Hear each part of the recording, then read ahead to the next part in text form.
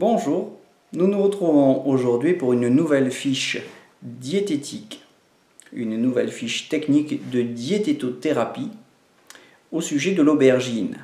En chinois, qiezi, en latin, Solanum melongera.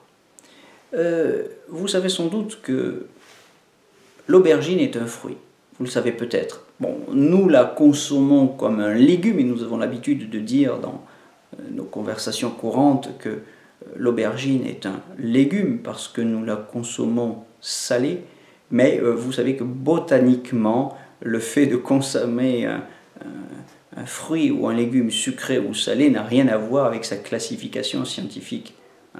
Alors, l'aubergine est un fruit parce qu'elle provient d'une fleur. C'est la définition botanique du fruit. Le fruit provient d'une fleur. C'est le cas de l'aubergine. Bon, cette aubergine, elle est généralement violette, vous en trouvez des blanches. C'est un aliment qui vient probablement de Chine, 2500 ans avant Jésus-Christ, donc il y a 4500 ans, on en trouve trace en Chine, consommé assez rarement probablement à l'époque du fait de son amertume, mais par croisement successif au fil des temps, les agriculteurs ont fini par trouver le moyen d'en faire un aliment relativement doux, lui enlever son amertume, et il semble qu'elle devienne un aliment de consommation courante du fait de cette douceur acquise par croisement ingénieux autour du 18-19e siècle.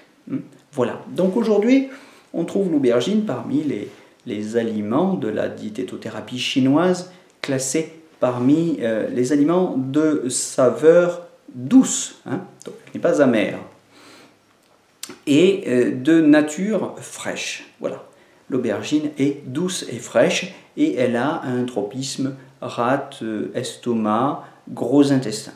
Elle est principalement tournée autour des pathologies du système digestif.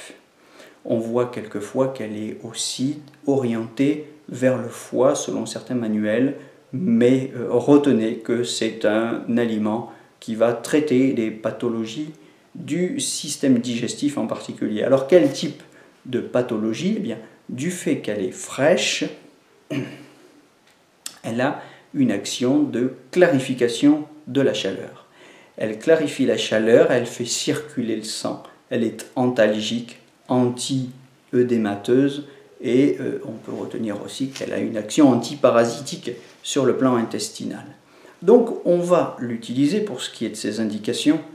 En général, on l'utilise en diététothérapie chinoise pour traiter toutes les maladies de type chaleur, spécialement celles du système digestif. Je pense aux hémorroïdes, par exemple, qui sont toujours produits par l'accumulation de chaleur dans les intestins, voire de chaleur-humidité. Pour les problèmes d'hématémèse, c'est-à-dire de sang dans les selles, spécialement si ces problèmes s'accompagnent de constipation, d'épisodes de constipation. On l'utilise aussi pour les problèmes d'ulcères cutanés ou de furoncles, c'est-à-dire quand la chaleur lèse les tissus cutanés, la chaleur ou la chaleur-humidité, puisque dans les furoncles, ce n'est pas seulement de la chaleur, mais de la chaleur-humidité. Dans toutes ces pathologies qui s'accompagnent en général du fait de la chaleur, d'hypertension artérielle ou d'hypercholestérolémie, eh bien l'aubergine est particulièrement indiquée. Elle est indiquée si les tissus se gorgent d'humidité et forment des œdèmes. Elle est indiquée pour faire circuler les liquides au niveau de la peau. Je disais qu'elle est anti-œdémateuse. Donc voilà, pour faire simple, disons que l'aubergine traite tous les problèmes digestifs et cutanés de type chaleur. Voilà, donc quand la langue est rouge, que le pouls est rapide, vous pouvez utiliser l'aubergine. Même si ces problèmes de type chaleur s'accompagnent d'humidité, puisque l'aubergine va aussi drainer l'humidité. Même si cette chaleur s'accompagne de toxines, de chaleur toxique, avec lésion des tissus par la chaleur, même si ces problèmes ont une certaine chronicité et ont engendré une certaine stagnation de sang, car l'aubergine va faire circuler le sang. Donc un produit vraiment très intéressant. Comment le consommer? Comment l'administrer et à quelle posologie? On peut la consommer bouillie, à l'étuvée, en soupe, en crème, sous forme de caviar d'aubergine, comme nous aimons les préparer ici. Je vous renvoie pour les recettes au site de Sandrine, au blog de Sandrine, saveur au pluriel, saveur avec un S, bio.fr pour les recettes. On aura tout de même une attention, on prendra des précautions particulières pour la cuisson sautée. L'aubergine est une véritable éponge à graisse. Évidemment, les aubergines sautées, c'est particulièrement délicieux, mais si on veut faire un usage thérapeutique de l'aubergine, là il faut être très prudent, puisque spécialement si on souffre de chaleur et de chaleur-humidité, puisque c'est précisément ce qu'on va apporter quand on va manger des graisses, et spécialement des graisses cuites. Donc il y a des manières peut-être plus judicieuses pour son usage thérapeutique que la cuisson sautée à l'huile, ou frite. On peut faire simplement griller les aubergines au four ou les faire à l'étuvée. C'est sans doute pour conserver l'action et les propriétés de l'aubergine la meilleure préparation. On va la consommer comme aliment essentiel si on veut bénéficier de cet effet. En cas d'hémorroïdes, comme je l'ai dit, d'hématémèse, de constipation avec des signes de chaleur, humidité, chaleur toxique, etc. Préférez une alimentation simplifiée qui aille dans le sens de la monodiète, avec 1 ou 2 repas par jour, où on peut manger des aubergines à satiété. On peut la mélanger peut-être avec un petit peu d'autres choses, mais évidemment, plus on va vers la monodiète et plus l'effet sera marqué, en évitant la cuisson sautée, c'est-à-dire l'aubergine cuite dans des graisses qui sont montées en température. Donc il y aura d'autres vidéos sur les huiles et sur l'utilisation des huiles en diététothérapie. Des huiles qui s'altèrent quand elles sont cuites. Attention, quand vous préparez l'aubergine, de la consommer rapidement. Une fois découpée, elle s'oxyde assez rapidement et elle se conserve relativement mal, même au frigo.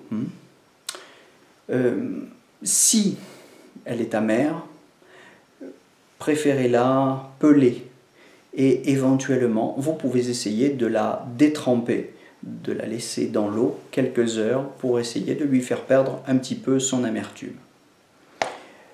Bon, pour ces contre-indications, puisque c'est un produit frais qui a une action clarifiante, rafraîchissante, disions-nous, il faut l'éviter dans toutes les pathologies du système digestif, qui seraient des pathologies de type vide de yang de rate.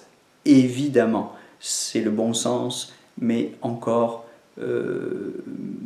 faut-il le souligner, mieux vaut-il le souligner.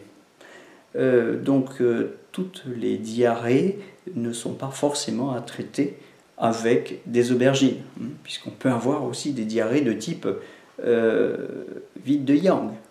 Donc attention à l'observation de la langue qui doit être rouge, au pouls qui doit être relativement rapide. Attention aux problèmes cutanés, comme beaucoup de fruits et de légumes, une consommation abondante de ces fruits et de ces légumes peut augmenter, accélérer les phénomènes d'élimination, les phénomènes cathartiques d'élimination des pervers, puisque la peau est un émonctoire, c'est une voie d'élimination du problème. Et quand nous mangeons des fruits et des légumes, les processus de nettoyage sont accélérés. La peau peut se retrouver un petit peu encombrée, surchargée. Donc il peut y avoir, si on abuse dans les dosages, il peut y avoir un phénomène de saturation, des phénomènes d'aggravation des problèmes cutanés. Ne pas s'en inquiéter si ça dure quelques jours, mais ça ne doit pas durer plus de quelques jours. Sinon, réduisez les dosages, c'est que vous avez entamé un processus d'élimination qui va trop vite et qui va trop fort et que votre corps ne peut pas gérer raisonnablement. Voilà, à ces remarques de précaution, à ces conseils de prudence près, eh bien, je vous souhaite de beaux fruits et de bons légumes et de bons caviar d'aubergine. Je vous donne rendez-vous très bientôt pour une nouvelle fiche de diététothérapie, une nouvelle fiche technique avec les formations énergie. À très bientôt.